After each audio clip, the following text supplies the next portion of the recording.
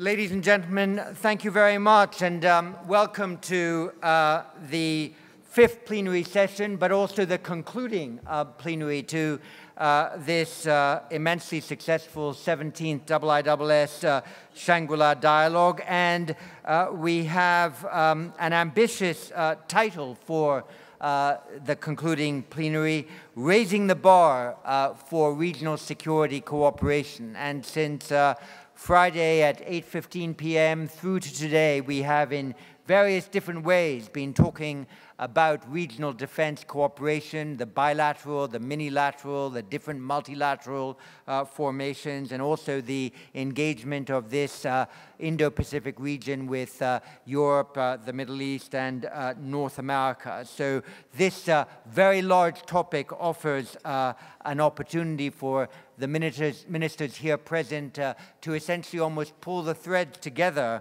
of our debate and offer some concluding thoughts to our deliberations. And I'm delighted that we have three very distinguished ministers, and if I may also add, good friends of the IISS and of the dialogue process together with us today. And I will ask them each to speak in the order in which they appear in the program, but maybe let me say one or two words about each. First, Florence, the Minister of the Armed Forces of France. We've had a fantastic relationship with France over a couple of generations, and ministers of defense and ministers of foreign affairs, loyal participants in IISS events and activities, and of course many French strategists engaged at the heart of IISS analysis and activities. Gavin Williamson, the Secretary of State for Defense of the United Kingdom, he had joined us last year, early on in his commitments as Secretary of State for Defense of the IISS Manama Dialogue in the Kingdom of Bahrain, and we're delighted to have him with us here on a quick Southeast Asian tour. He managed to get to Malaysia and to Brunei before coming here to Singapore, and has been actively engaged in a number of bilateral engagements here, and I know an important agreement also signed here with Singapore. And of course, his engagement here allowed for a ministerial breakfast to take place of the five-power defense arrangements, which is one of the minilateral institutions that exist in this region, and that has been revived, partly as a consequence of the fact that the Shangri-La Dialogue easily permits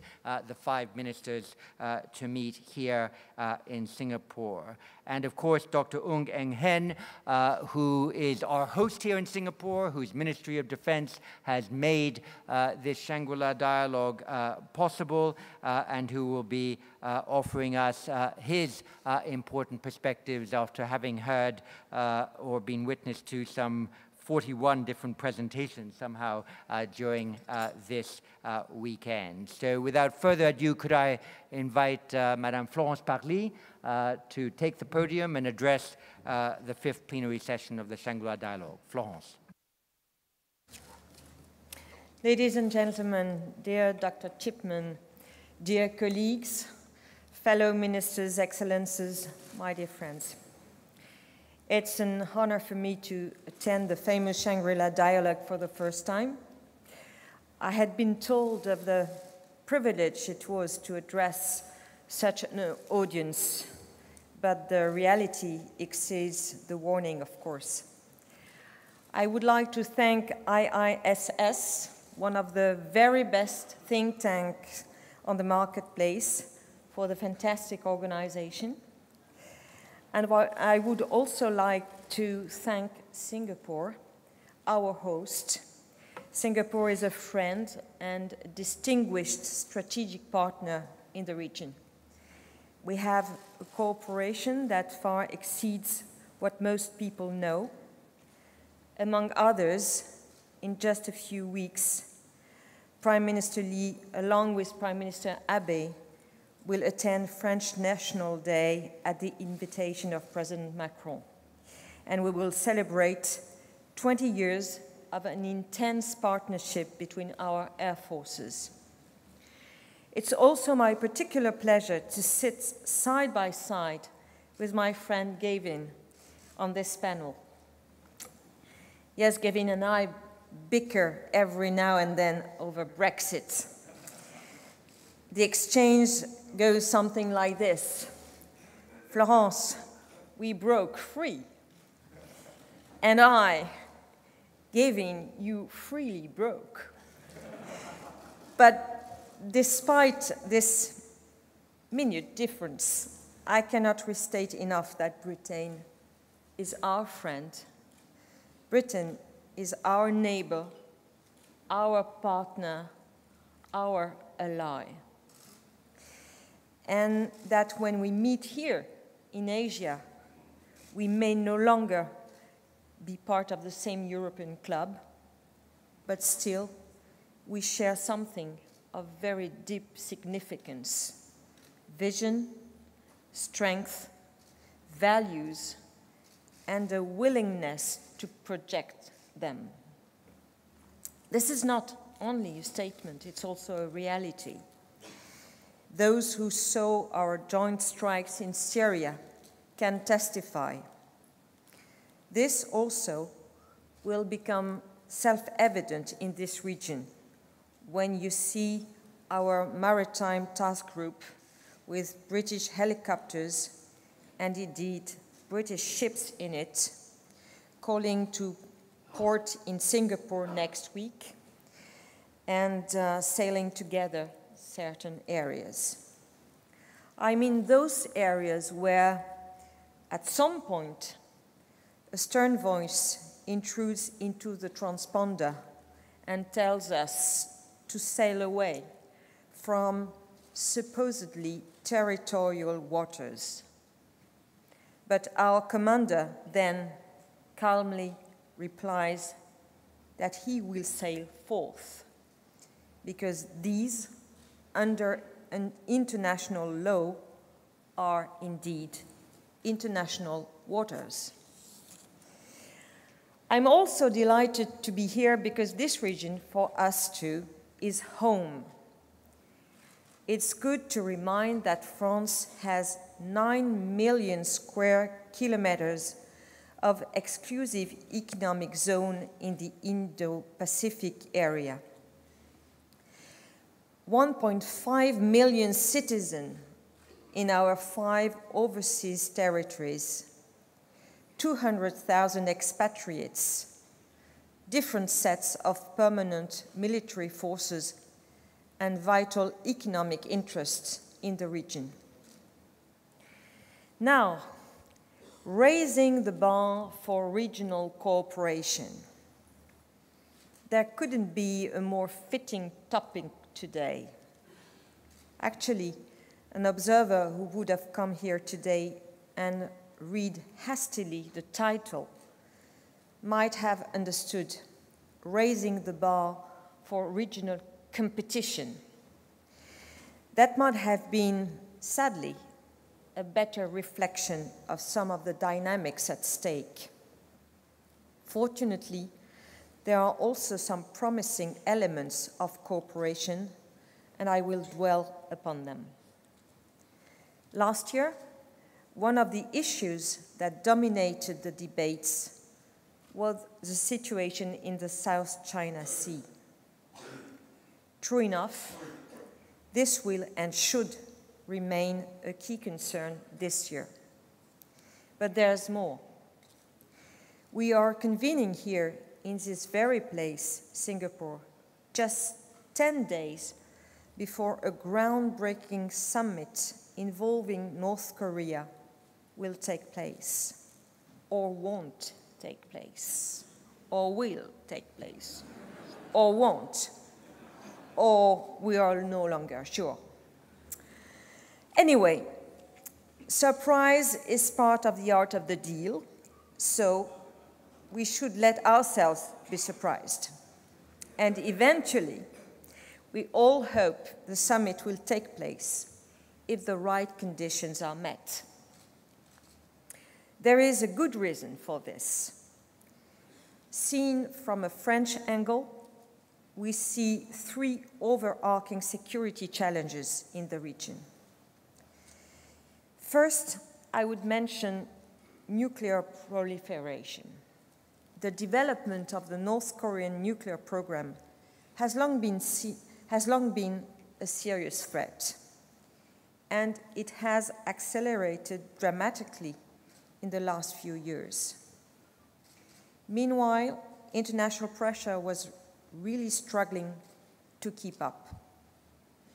France, as a member of the P5, has always had a very strong stance on this issue, as on all proliferation cases. We've been at the forefront of UN and EU sanctions. Of course, we have observed with great interest the recent moments of enthusiasm on the inter-Korean dialogue and the gestures made by Pyongyang. But experience from the past on DPRK suggests that if you want to deal with this issue, you must be ready to endure regularly a cold shower. There was one at almost each important juncture. So when Pyongyang recently gave the impression that, after all, the DPRK might not be really ready to embark on what specialists call CVID, then someone pressed the button, and here was a cold shower again. Ever since, it seems that an army of distinguished plumbers have been at work on both sides of the Pacific Ocean to restart the heater, and maybe it will be warm again. That is definitely what we hope. The second challenge I see is the respect of international maritime law. Everyone knows that some of the waterways are crucial for the economic security of a number of states in the region. They are actually essential for the economic security of many states outside the region too. Their importance to individual states does not give these states a right to bypass international maritime law. France is not part of the territorial disputes in the area, nor will it be. But we insist on two principles of the rule-based international order. Disputes should be resolved by legal means and negotiation, not by fait accompli, and freedom of navigation must be upheld. The third challenge I see is terrorism. Terror has struck France and Europe repeatedly over the last few years and has not spared the Indo-Pacific. South and Southeast Asia have been badly hit too. The recent attacks in Afghanistan and Indonesia are a tragic reminder that terrorism still hurts and kills everywhere over the globe.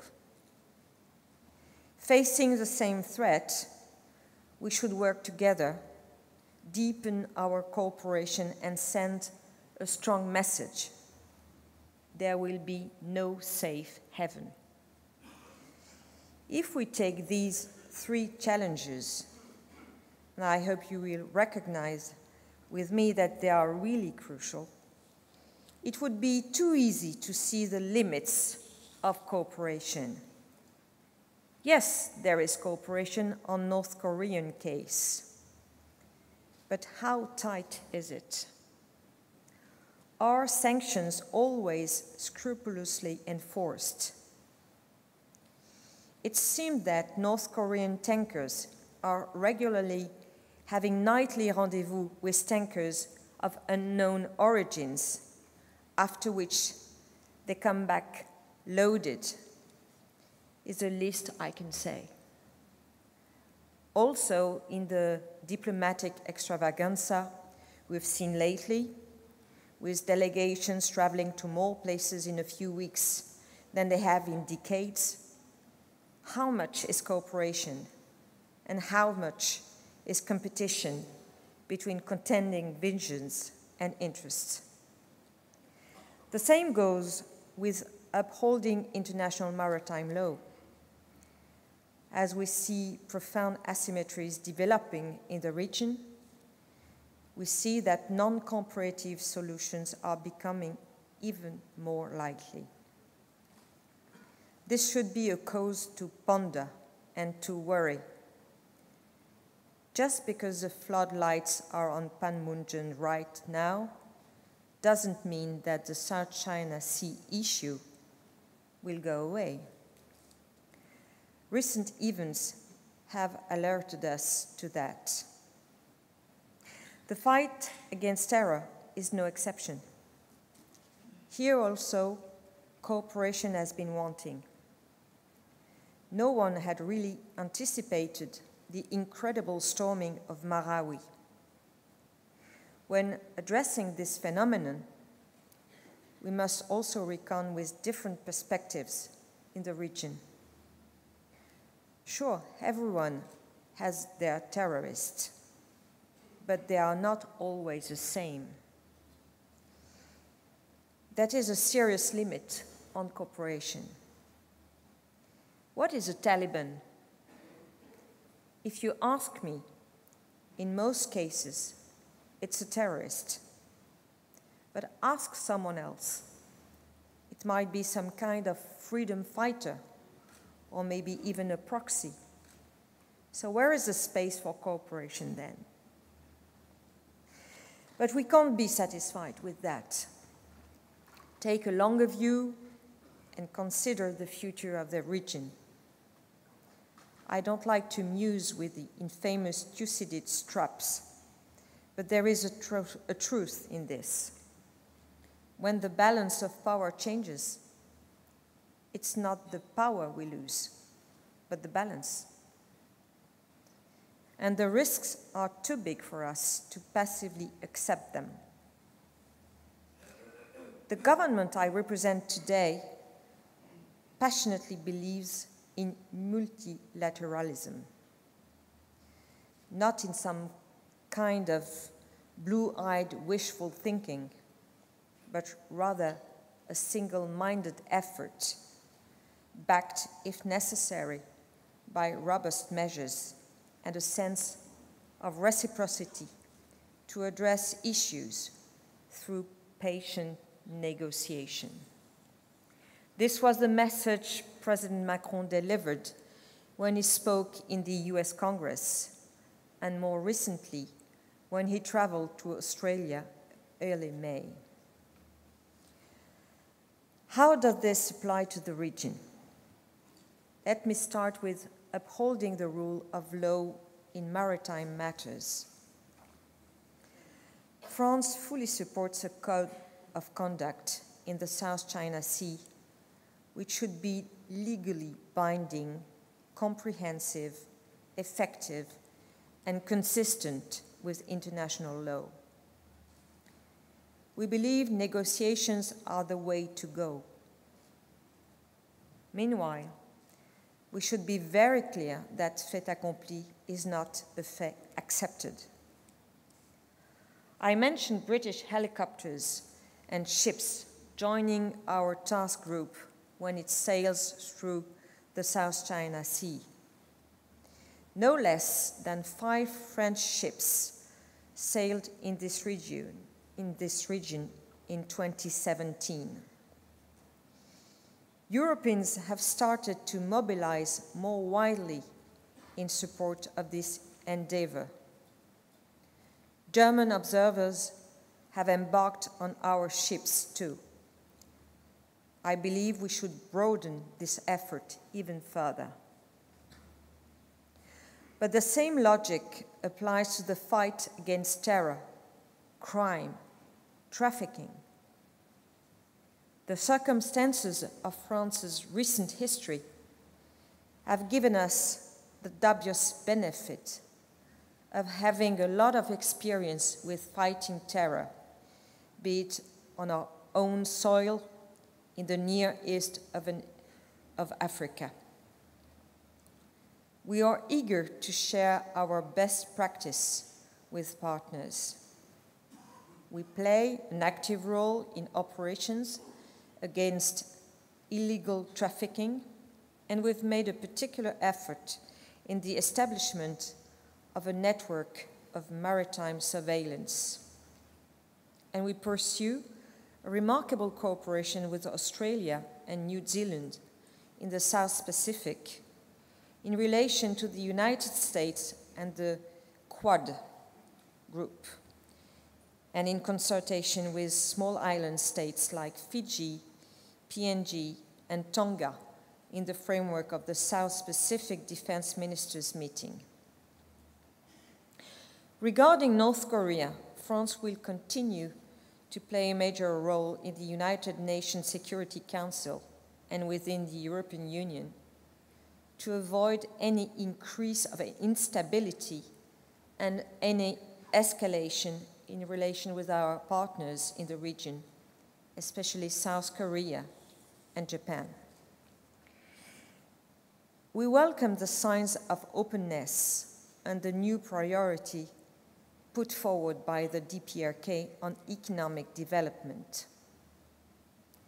Sanctions targeting North Korea's illicit activities have produced their effects. But we won't be naive. We will not lower the guard. Opposite, we should make sure the implementation of sanctions is absolutely robust until CVID, that barbarous acronym, can be finally achieved. But we should look beyond all these traditional man-made calamities and anticipate further risks. I'm talking of another kind of man-made calamity, climate change. Its security consequences could be huge. In the Indo-Pacific, the risks are significant that some countries could disappear in a few decades because of the sea level rising. Ever more frequent extreme weather events will create new security vulnerabilities. France is seeking to work with all the countries of the Indo-Pacific on all innovative approach to reduce the impact of climate change by anticipating the risk and setting up preventive measures. This will be a collaborative endeavor, and we look forward to working with all of you on this. A final word on partnership now. To address such pressing, such serious issues, partnerships need to be rooted on solid ground. I mean friendship, values, democracy. As for France, we have started to build a very strong Indo-Pacific partnership. It's based on our fantastic relationships with Australia and India. With New Delhi and Canberra, we have a community of vision, a security partnership, and a commitment to multilateralism. I should also mention Japan, with whom our strategic interests are aligned, and we share an exceptional bond. Narrowing down the focus to Southeast Asia, France has developed a strategic partnership with our wonderful host, Singapore, based on trust and fueled by cooperation on defense, research, and technology, but also with Malaysia, Indonesia, Vietnam, and other countries. And of course, we embrace the important regional institutions such as ASEAN, whose centrality is a key geostrategic parameter, and bodies like the Asian Defense Minister meeting,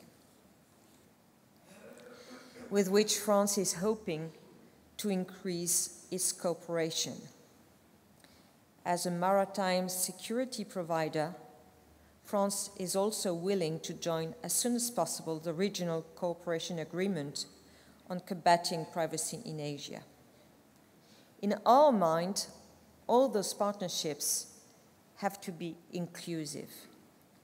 So as a matter of conclusion, I'd like to recall a former prominent American politician who once said, "There is no limit to what a man can achieve if he doesn't care who gets the credit." This, in a sense, is how we see the challenges in the region. Faced with so many gathering clouds, only a patient, collective, selfless effort can rein in the passions, prove Thucydides wrong, uphold rules, disarm the climate, and show that, yes, we can raise the bar rather than the flag. Thank you very much for your attention.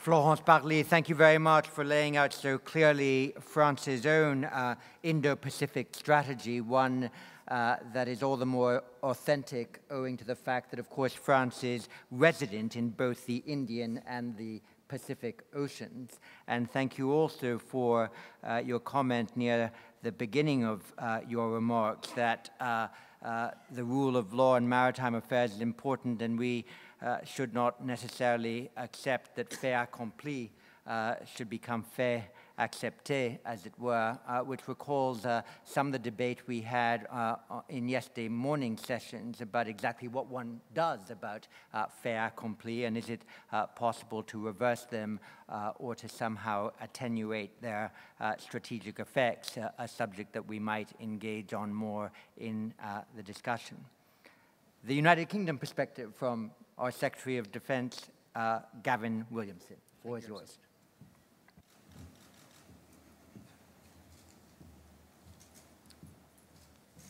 Well, thank you very much, and it's a real pleasure to be here at my first Shangri-La dialogue as well, and also to be sharing a platform with two good friends and two nations who we've always worked so closely together with.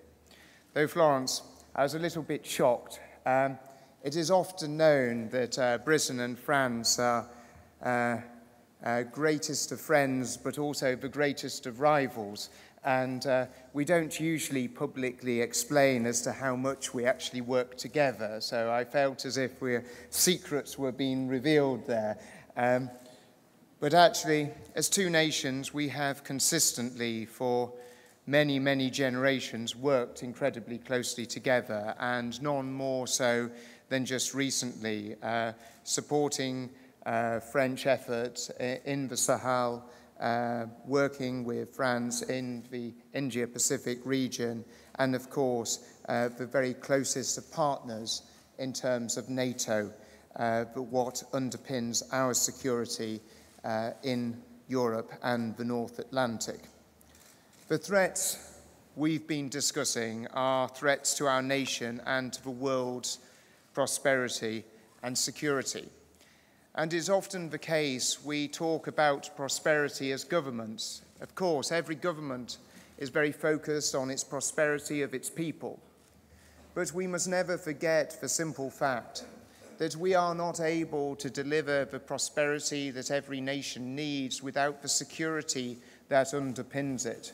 without the security that means that our businesses, our people are able to have the opportunity to create the wealth, the jobs, and the opportunity that we all so desire.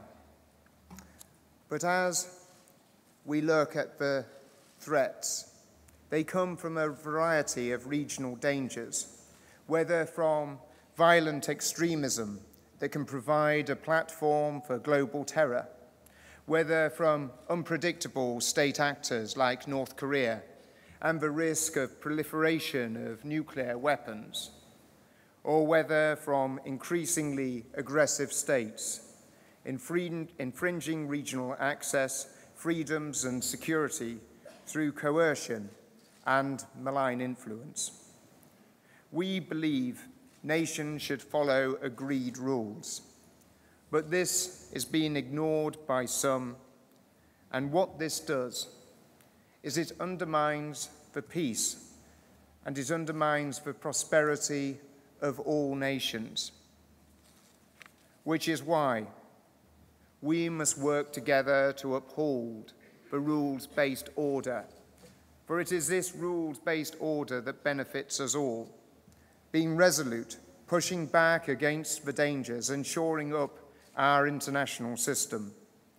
Today, we talk about raising the bar, not simply reacting to danger, but working strategically, working smarter, and working together.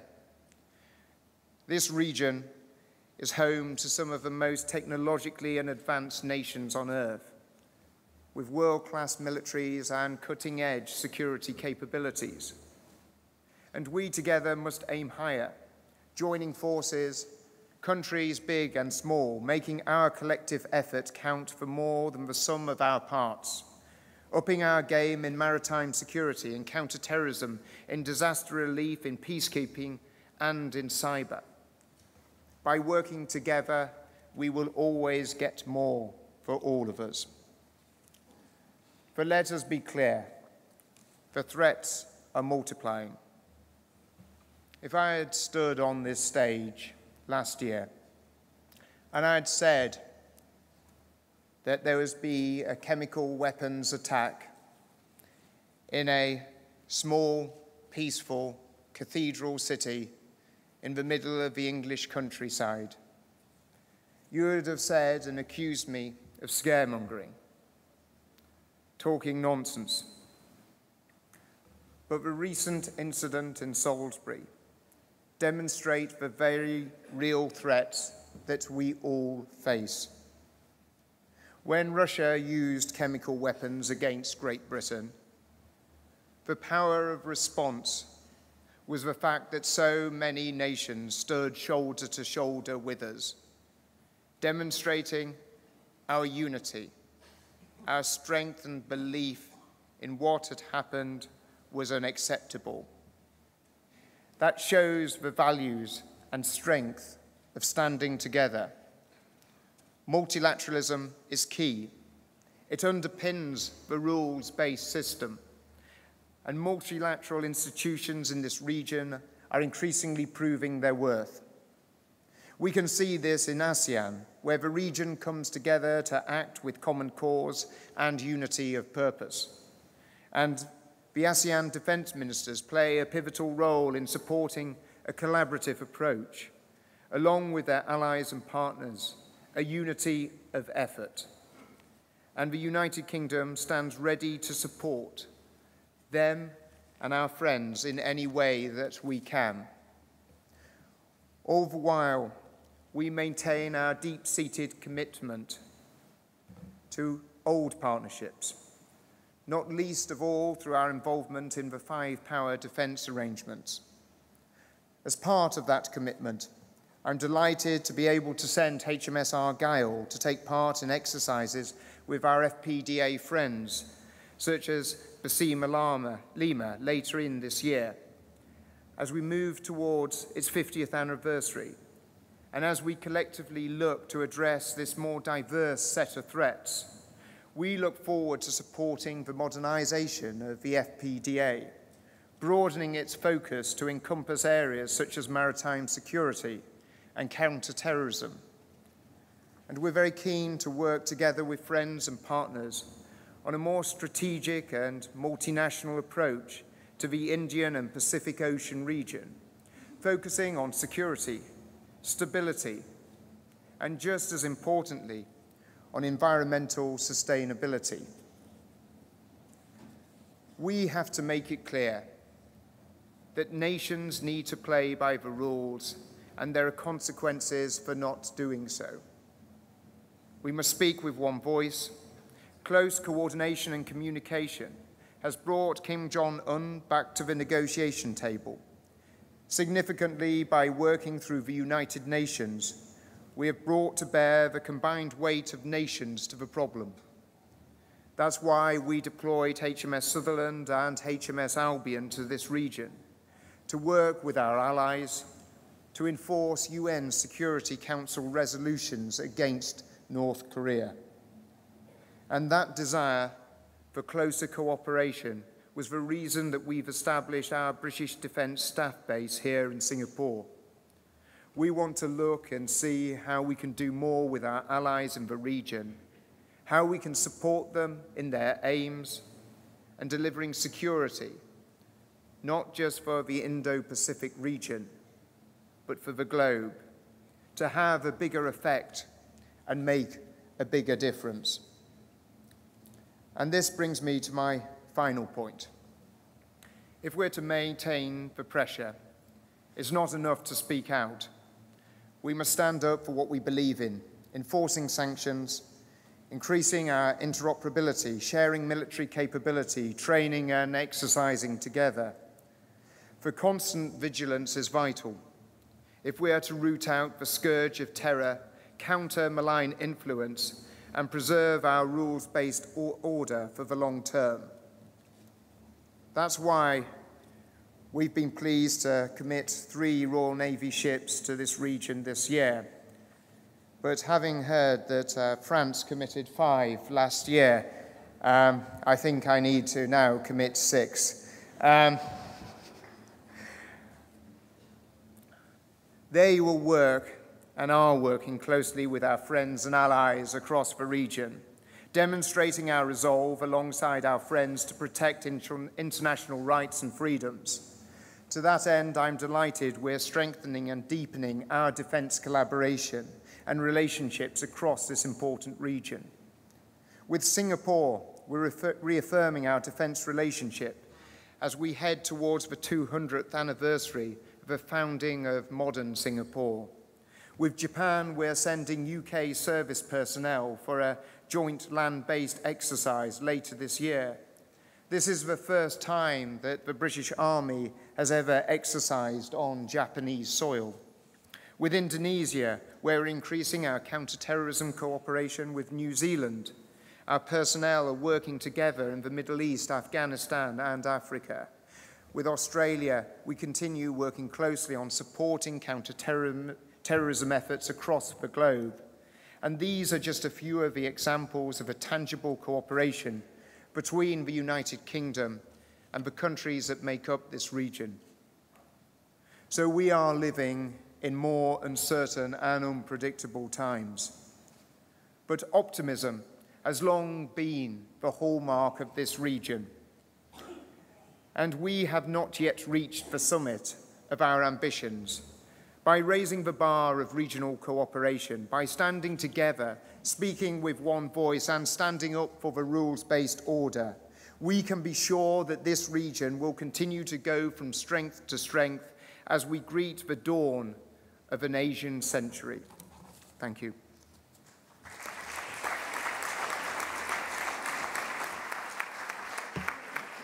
Gavin, thank you very much. I think we'll want to explore more in the debate your invitation to think more about cooperation in the fields of maritime security and counterterrorism. I might also recall that I think 3 years ago, the then French Defense Minister Jean-Yves Le Drian, now the Foreign Minister of France, proposed at this Shangri-La dialogue a more deliberate European naval presence in the Asia-Pacific, and I'm glad to hear that if I did the math right, there will now be 9 UK and French ships somehow deployed, at least on a rotational basis in this region.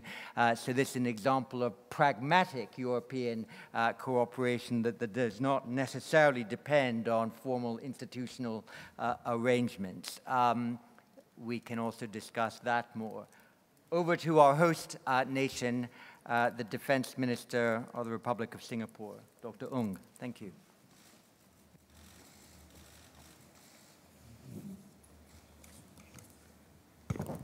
Dr. John Chipman, my fellow ministers, Minister Pali, Secretary Williamson. First, let me, on behalf of the Singapore government, together with Deputy Prime Minister Teo Chee Hean, Senior Minister of State Heng Chee Hao, and Senior Minister of State Maliki, wish you all well and hope that you have found this, your time in the Shangri-La Dialogue, productive and enjoyable. We want to thank you for your contributions to the Shangri-La Dialogue. Let me also ask for our Muslim friends and colleagues your understanding that we have held the Shangri-La Dialogue in the midst of Ramadan. We always hold it in the first week of June, and if I can ask for any excuse to do it so in the Ramadan, since the French are here and the British are here, let me blame the Italians. It's a historical legacy left unsolved when Julius Caesar adopted the Julian calendar, and there's a disjunct between that calendar and the lunar calendar. Your presence, your incisive remarks and probing questions are reasons why the Shangri-La Dialogue is the premier security forum for Asia today. A record number of ministers attended this year, 40 ministers from 50 countries, a significant jump for those of you who were here in the inaugural Shangri-La Dialogue in 2002 when only 12 attended. That show of support is a sure sign that the Shangri-La Dialogue does play a role in promoting regional security. It's a forum that is needed. And I'd like to thank John Chipman and his able team at IISS for being steady and reliable Sherpas to guide us as we ascend the heights of defense diplomacy. Let me also record our thanks to the people who have kept us safe over this weekend. As you walk through the many security barriers, you will notice that our home team, our police, and our civil defense force have been busy at work for us to be able to deliberate without fear and during this Shangri-La Dialogue, as well as my SAF officers who have tended to your needs. The Shangri-La Dialogue is now in its 17th year, which is a relatively young forum, but one that is very much needed in an Asia that has seen accelerated changes these past 2 decades. To say that the Asia-Pacific region is undergoing a tremendous change is to state the obvious. As with other regions, countries here are subject to global trends. But the impact has been amplified because the main protagonists, United States, China, India amongst them, hold inordinate influence for Asia. The rules-based order constructed post-World War II, both in trade and security, has not broken down and continues to serve us well. However, it is plainly obvious that local politics and the shift in relative strength of global or regional powers are in fact changing the rules of the international order previously entrenched. The United States is champion of the entrenched order of globalization 1.0. It's itself revisiting the status quo to address perceived inequities. Through the American First policy under the current Trump administration, the US's recent unilateral tariffs on steel and aluminum imports based on national security grounds are but one manifestation of that national stance. The US military requirements for steel and aluminum may only represent 3% of the total production, but the US has put forth its case for such a unilateral action, whether or not other countries accept that it complies with WTO rules, let alone principles. Similarly, for security reasons, claimant states in the South China Sea have taken unilateral actions in disputed areas to protect their own core interests. China stakes its claims on historical grounds, and despite the rulings of the Hague Tribunal brought about by the Philippines, has intensified its buildup of imagery, surveillance, and reconnaissance, and even counteroffensive weapon systems on disputed territories as a forward position against possible encirclement. In both instances, core security considerations have been used to justify, if not make imperative, the need for such actions. Whatever the merits of arguments, these deviations from global norms challenge the status quo and accepted rules which have hitherto benefited Asia and the regions beyond. All of us would agree that it is in our collective interest to preserve a system that has lifted millions in Asia from poverty. We've heard the phrase a rules-based order used again and again on this forum. For ASEAN alone, the gross domestic product per capita has grown 30 times in the last half-century. China and India particularly have grown exponentially, on average 10% and 6% respectively each year. This explains why, in a reversal of roles with the United States, it was President Xi Jinping who championed globalization in his keynote address at the recent Boao Forum for Asia.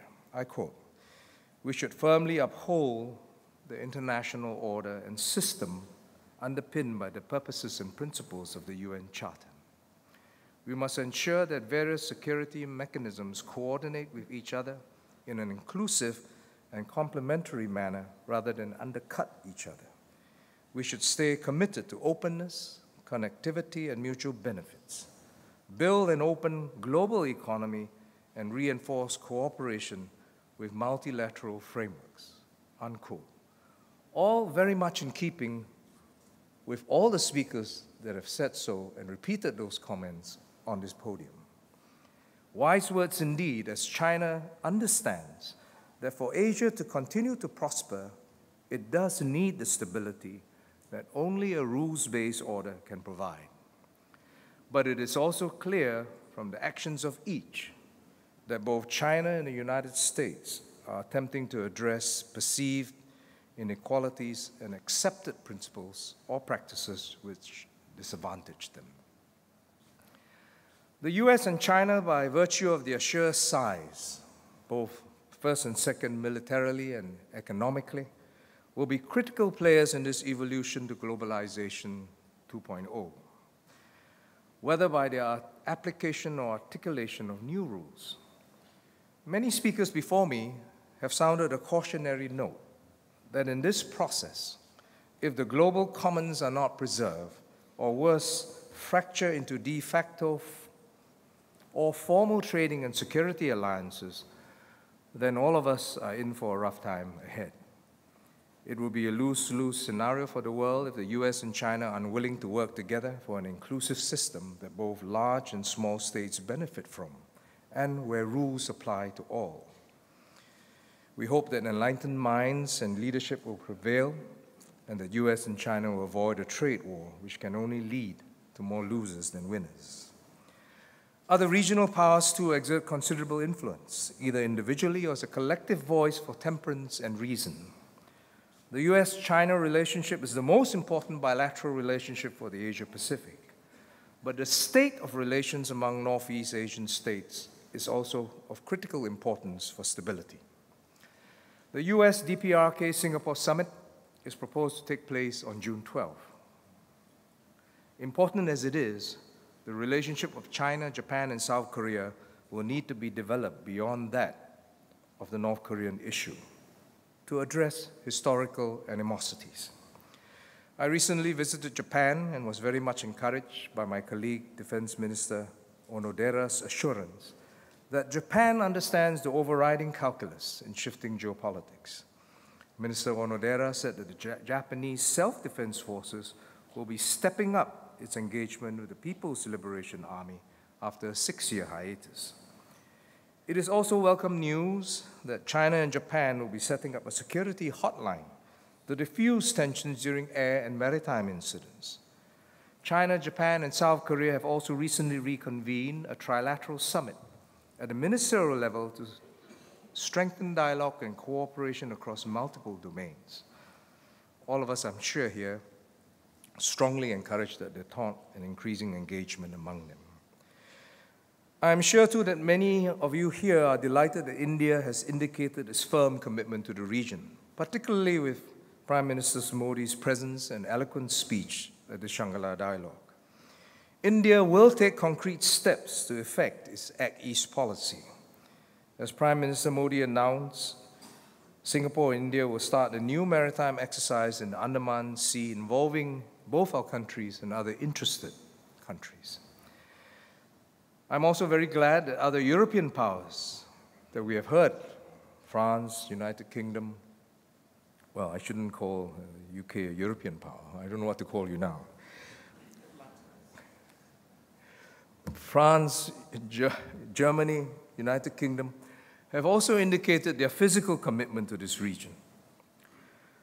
I want to thank you for, both of you, for affirming the importance of this region, and whether you're going to send 7, 9, 11, 13, or 15 ships, let me assure you that the Changi Naval Base will seek to accommodate your presence. The renewed vigor of these countries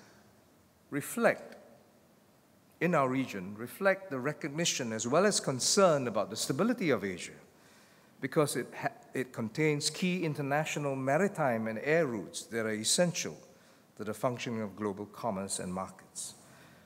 The Shangri-La Dialogue, summitries, bilateral engagements add to this existing multilateral platforms, such as the FPDA, which this year commemorates its 47th year.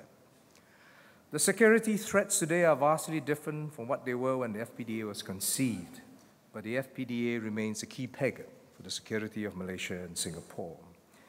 This web of mutually reinforcing bilateral and multilateral engagements form the foundation of a strong security architecture for the Asia-Pacific or Indo-Pacific, of which ASEAN and the 18-nation ASEAN Defense Ministers Meeting Plus remain the cornerstone.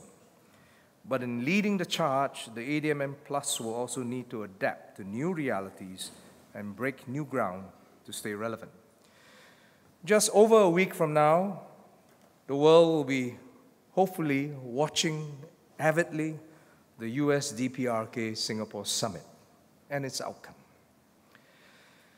But on a less dramatic, but I think no less important in its impact, the world will also watch how ASEAN and China work together to conclude a code of conduct on the South China Sea.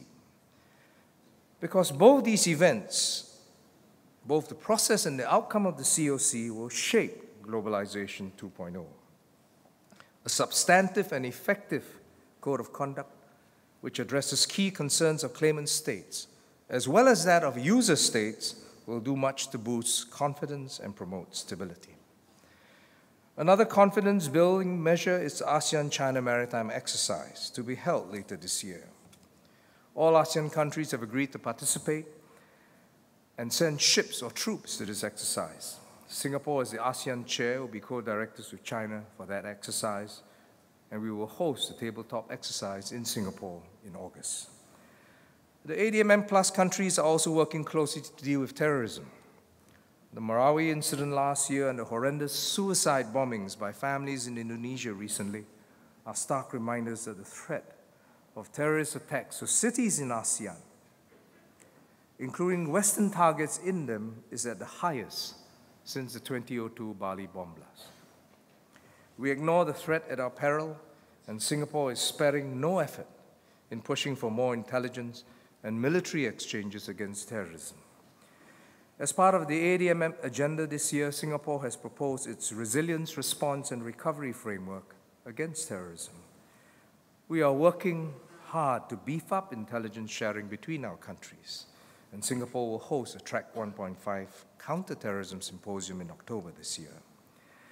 With increasing contestation in the air and sea, we will need mechanisms that can mitigate or prevent mistakes.